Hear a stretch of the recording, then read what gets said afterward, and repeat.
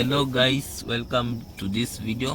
Today we are going to look at another case law in administrative law.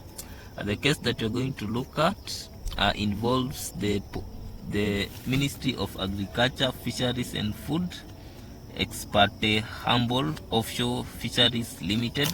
That's an organization, that is a legal person.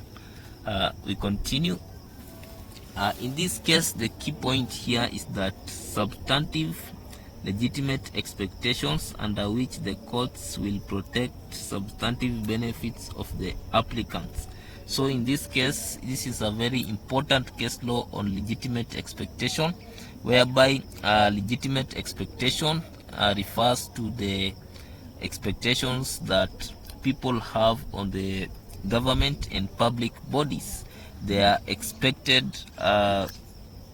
what they expect to get from government. For example, fairness, services, goods, all these things are legitimate expectations. Fair administrative practices also forms a part of legitimate expectations. So to find more information on legitimate expectation, you can look at one of the videos in this channel titled The Legitimate Expectation.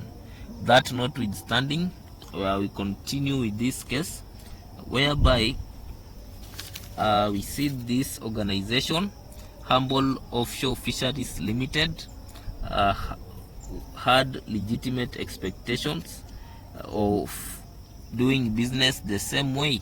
They had established business practices. So they expected the government to always act in some ways and not to deviate from those ways or set of behavior. So that is the practices, but the government acted contrary to this way, and they took the matter to court for judicial review. They expected the government through the Ministry of Agriculture, Fisheries and Food to always act the same way, but the government changed their tune.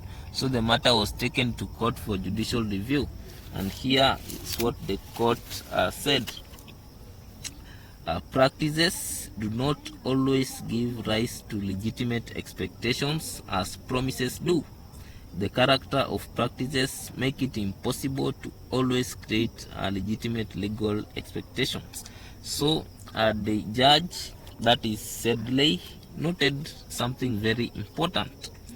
Especially in the old doctrine and idea of legitimate expectations. He noted that a promise creates legitimate expectations, but a practice does not create.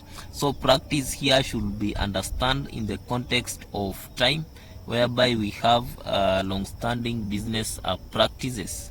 So a promise binds the decision maker or the government to fulfill, and thus creates a legitimate expectation. But a business practice, especially after interacting with the government bodies and public bodies after some times, do not necessarily create a legitimate expectation. So this is very important, especially for people to understand, especially the legal fraternity, that what creates legitimate expectation is promise and not practices. Practices do not really create legitimate expectation, and when practices, especially on the side of the government, change, then it may not be wise to go for judicial review claiming defeat of legitimate expectation.